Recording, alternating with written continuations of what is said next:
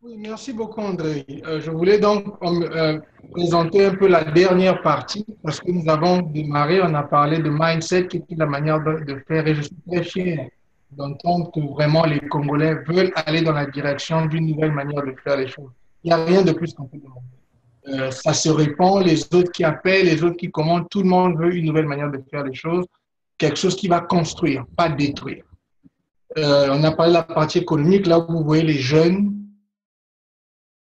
qui sont très chauds, très motivés parce qu'ils savent que maintenant, on va construire ce qu'on n'a jamais fait, une force économique des Congolais de Brazzaville répandue dans tous les pays différents. Et nous allons commencer à former faire cette force-là.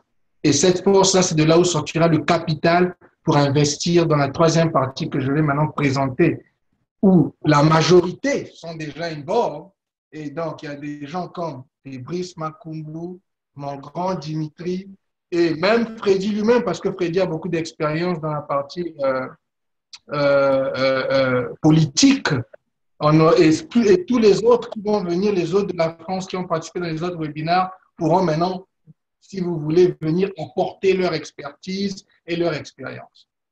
Avant que je le fasse, je vais juste rappeler à mes frères congolais, nous avons une histoire. Avant que je présente ce que je vais dire politiquement, je vais aussi être clair pour que les Congolais sachent, que ce soit public, parce qu'on fait ça démocratiquement. Je ne cherche pas à être président de quoi que ce soit. Je ne cherche pas à être ministre de quoi que ce soit. Ma participation personnelle en tant que Gervais Birangui, je pense, va être plus du côté économique de la partie où on va développer, former cette force économique pour justement chercher ces politiciens-là, financer les politiciens et les présenter au peuple. Donc, juste pour qu'on soit clair sur ça. Maintenant, la partie politique, ce que j'ai essayé de faire pendant la procédure des webconférences, j'ai essayé de partager des vidéos de l'histoire du Congo sur ma page Facebook. Je pense que les Andrei et Freddy aussi l'ont fait parce que je voulais que les Congolais se rappellent de notre histoire politique. Il ne faut pas qu'on fasse les choses en fonction de quelque chose qui n'existe pas. Il faut qu'on regarde dans le miroir. J'ai essayé de partager ça publiquement. Pourquoi? Parce que je voulais rappeler aux Congolais d'où nous venons, qu'est-ce qui s'est passé avant. Le résumé, c'est lequel? C'est que nous n'avons jamais eu de force économique. C'est les Français qui ont choisi nos présidents et c'est les Français qui ont choisi quand ils voulaient, quand le deal ne les plaisait pas, de changer les présidents. Et les politiciens congolais qui sont nos grands frères, nos parents, nos grands-parents ont suivi. Et la manière dont le Congo était dirigé, c'est la manière dont on leur a appris depuis l'indépendance. Donc, on ne va pas juger ça. Moi, je ne suis pas là, ce n'est pas un tribunal. C'est une réalité. La raison pour laquelle on a voulu présenter ça, on a partagé ça, c'est parce qu'on voulait rappeler aux jeunes Congolais comme les Zimmerman, les Chris Bell, les autres qui veulent faire peut-être quelque chose de différent. Et les autres étudiants, je vais même parler de mes cousines par alliance qui ne sont pas là aujourd'hui, qui ont participé aux webconférences, euh, Georgette et Eline qui étaient là. Il y a aussi la sœur de, je crois, Mrs. Mankou qui est avec Ziana TV, les femmes qui ont participé, qui ont parlé de l'éducation et tout ça. Je veux juste maintenant présenter pour nous, gars qui pensent que la solution est politique, voilà ce que je pense qu'on peut faire en tant que Congolais. La première des choses, c'est de faire l'opposé que ce que nos parents ont fait. Il faut unifier nos forces. Comment unifier nos forces? Je vais revenir sur ce qu'un de nos compatriotes a dit, qui est, je pense, le cousin d'André. Il a parlé de notre culture, qui nous sommes. Il ne faut pas qu'on oublie que dans la démocratie que nous sommes en train de promouvoir, la démocratie des Blancs, des Français, la démocratie des Américains n'affecte pas de la même manière la démocratie des Africains et des Congolais en particulier. Pourquoi? Parce que nous avons une histoire de tribus, une histoire de région et une histoire de guerre civile que nous avons. Et il y en a même qui sont en train de mourir aussi sous le régime en ce moment, donc qui ont influencé notre réalité. La proposition, c'était laquelle? C'est de commencer avec la diaspora qui a déjà une force qui existe, une connaissance politique, des partis politiques, des associations. Parce que j'ai commencé à regarder aussi, j'ai vu les autres. Ah, mais les Congolais sont quand même, les Congolais existent, ils ont des partis, ils ont des associations. Le gros problème que nous avons, c'est que nous ne travaillons pas ensemble. Les choses sont individuelles. Donc, pour respecter nos cultures, d'où on vient, la proposition, je veux que les Congolais sachent que ça n'a jamais été fait. Et elle va choquer un peu les gens, mais pour qu'on avance, il faut que ça bouscule, qu'on soit un peu mal à l'aise par rapport à comment on était avant, pour que nous puissions avancer. Parce que nous allons demander à ce que les Congolais s'asseyent à la table ensemble.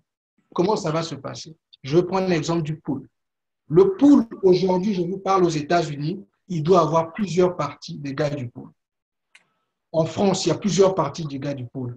En Hollande, en Australie, au Maroc, les partis politiques, les gars qui sont du pool, exemple, la première des choses, avant de penser que ça va partir demain sans que vous lui présentez quelque chose de différent, je vais vous proposer de vous chercher à vous unir. Qu'est-ce que ça veut dire? Les partis là ont des présidents, ont des représentants. Prenez votre téléphone et c'est là où je vais pointer du doigt à mes frères qui ont l'expertise positive politique. Prenez votre téléphone, appelez les autres qui ont des partis de vos régions. Commencez à faire cette symbiose-là en France, aux États-Unis, au Canada. Qu'est-ce que vous allez chercher à obtenir? En vous communiquant, en partageant ce que vous voulez qu'on fasse du pool, vous allez mettre comme une présentation de leaders que vous allez voter. Parce que nous cherchons des leaders. Vous voulez changer les choses, il faut chercher des leaders. Il faut voter des leaders. Mais la vérité est que nous sommes différents par rapport aux régions. Il faut qu'on respecte notre culture. Donc, si je démarre au pool, les gars du pool devraient d'abord s'asseoir entre eux, ceux qui les dirigent. Le plus gros parti au plus petit. Choisissez 10, votez 10 à 12 leaders, mais à travers les pays où la diaspora est assise. La France, les États-Unis, l'Allemagne, l'Angleterre, le Gabon. Appelez les autres du pool, mettez toute votre intelligence, votre motivation, cherchez ceux qui veulent changer les choses au Congo. N'oubliez pas que nous avons déposé une vision sur la table qui veut qu'on fasse ça ensemble et qui veut qu'on construise le Congo, pas qu'on s'entretue.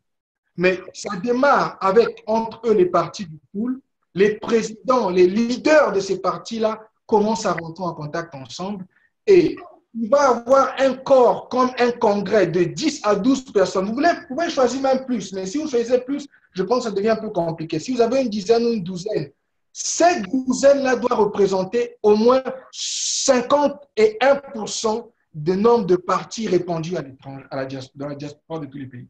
Qu'est-ce que ça veut dire? Si vous avez 1000 partis, il faut que 501 partis soient représentés par les 10 ou 12 personnes que vous allez voter, que vous allez choisir comme les représentants de ce que vous voulez qu'on fasse pour le pool, de ce que vous voulez que le FIC 240 dans le futur présente du pool, de ce que vous voulez que André avec BrazaWeb promote, de ce que vous sortez du pool. Donc, c'est comme une élection, c'est comme une recherche forcée des politiciens du pool qui veulent changer le Congo dans le futur. Fait démocratiquement, fait avec une discussion. Ça va être brutal, ça va être très fort parce que les autres vont être forcés à venir sur la table. Forcez les autres à venir sur la table, discuter avec vous et choisissez ces 10 ou 12 personnes qui vont représenter le pool. Je vais venir au Kouilou. La même chose. Pointe-Noire, le pétrole. Des partis représentant le Kouilou, les gars de cette région-là, la partie Pointe-Noire, la partie du pétrole, de la France, des États-Unis, comment tu appelles ça, de l'Allemagne, des autres pays. Prenez le téléphone, ces leaders-là. Tu es président d'un parti, prends le téléphone, appelez le plus grand parti de chez vous, appelez le plus grand parti, discutez avec eux, dites-leur que maintenant nous allons choisir les dirigeants qui vont représenter cette partie du Congo, 10, 12, votez-les, présentez-les sur la table aux Congolais. C'est de là où votre leadership va venir. Je viens maintenant aux gars de là où moi-même je viens, qui sont, qu'on a appelé à l'époque de Pascal Lissouba, les Nibolèques, le Nyari, la Bwenze et le Komo. Je vais juste rappeler à mes frères du Niboland, comme on dit, que Pascal Lissouba est le premier président élu démocratiquement au Congo. Et cette élection a inspiré beaucoup de Congolais, pas seulement les Nibolèques, les gars de toutes les régions. Le problème, c'est que ça s'est fait une seule fois. Et avec toutes les crasses et les guerres qu'il y a eu, les gens parfois ont oublié cette sensation-là que nous avons vue, où les Congolais, pour la première fois dans notre histoire, ont voté en majorité pour quelqu'un qu'on a présenté devant. Donc, les gens dont je suis en train de parler, c'est comme le comité qui va choisir et représenter les nouveaux leaders du futur Congo. Je parle pour les gars du Niboland, la même chose.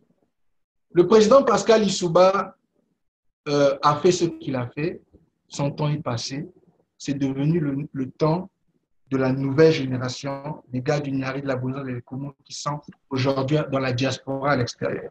Je sais que l'UPADS existe toujours, mais je vais vous faire un appel personnellement et vous dire que si vous avez le courage de vous unifier, comme Pascal Lissouba nous a unifiés il y a plus de 10 ans, de faire la même chose que les autres vont faire. Prenez tous les partis politiques de chez vous.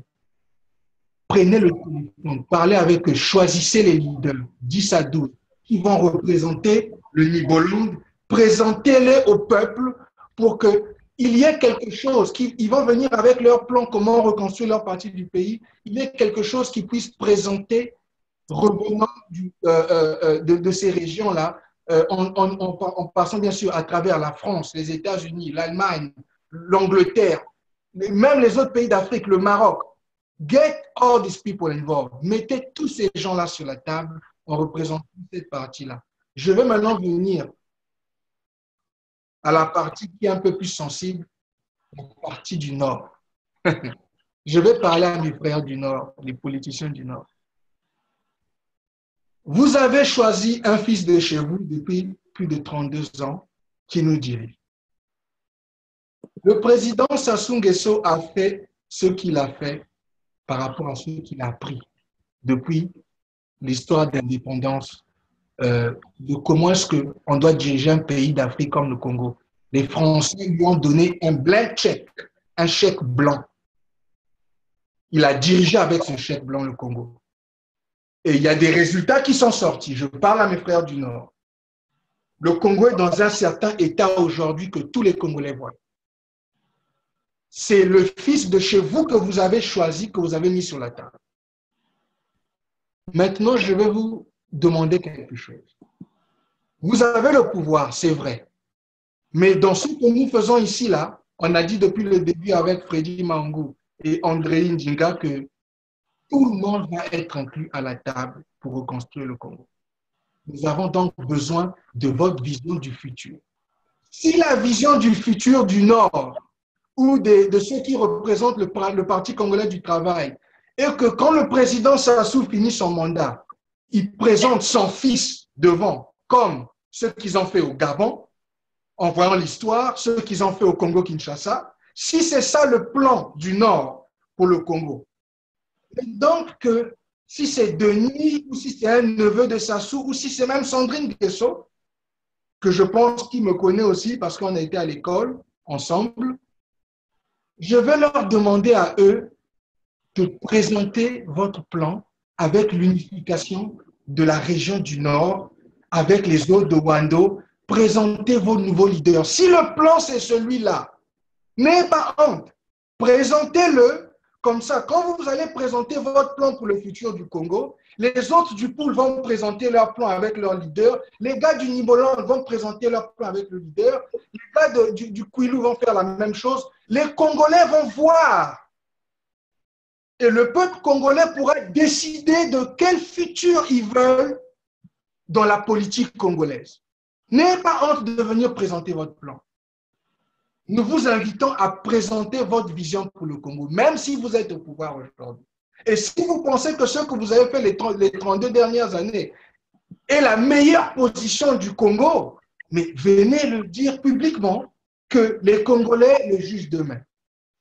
Donc, je vais faire encore appel à tous mes frères qui sont politiciens Et la raison pour laquelle nous souhaitons le faire de cette manière, c'est parce que Andrei avec Brazaweb et Ziana TV, Sir Maungu, Sir de Diana TV, je veux le remercier pour le grand travail qu'il est en train de faire.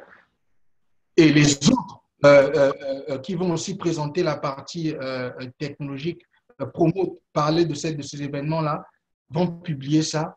Et la table où ces congrès-là vont se présenter va être le FID 242 qui va être le futur FID. C'est-à-dire que dans les prochaines réunions, quand ce travail-là sera arrivé au moment où ça va être fait, ils vont s'asseoir à la table là devant les Congolais.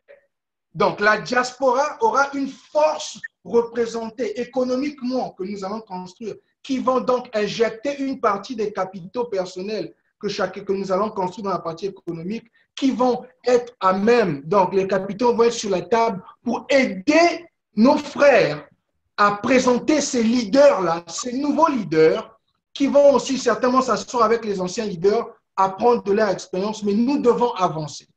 Et il faut que chaque partie du Congo-Brazzaville soit sur la table.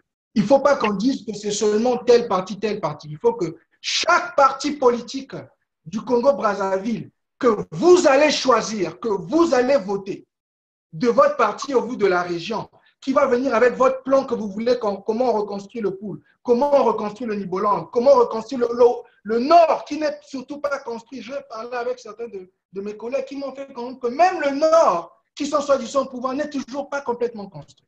Donc, il y a beaucoup de travail à faire. Venez avec ça sur la table. Et c'est là où le leadership des gens comme les Dimitri, les Brice Makumbo, les Freddy Maungu, les autres, j'ai eu le vice-président de celui qui a fait le congrès en France, j'ai oublié de son nom, si André, tu peux me rappeler ceux qui ont fait le congrès en France, c'est les Indignés 242. Voilà, les Indignés 242. C'est là où le leadership, parce que le Congo a besoin de leaders. Et je l'ai dit dans l'une des webconférences, vous n'allez pas remplacer le président s'asseoir avec zéro. C'est sous cette forme de leader-là que vous allez présenter, que vous allez choisir vos prochains présidents, vos prochains ministres, et ils vont représenter la voix de votre région.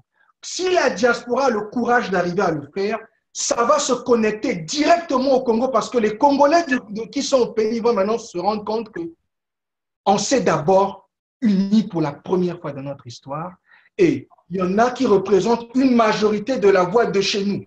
Donc, si tu as 51% des partis qui sont représentés dans ces voix-là, c'est une victoire. Parce que c'est la majorité du pool. 51% du côté de Nibolek, c'est la majorité de Nibolek. 51% du parti du Koulou, la même chose. Et même du Nord, il faut qu'ils viennent. Il ne faut pas qu'ils aient peur de venir. Parce qu'ils doivent présenter leur vision future. Nous, on veut travailler pour le futur.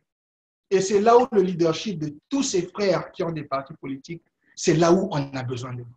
C'est là où Andrei a le travail, l'un des travaux les plus difficiles, c'est de présenter ces frères-là, de présenter ces nouveaux leaders-là aux Congolais.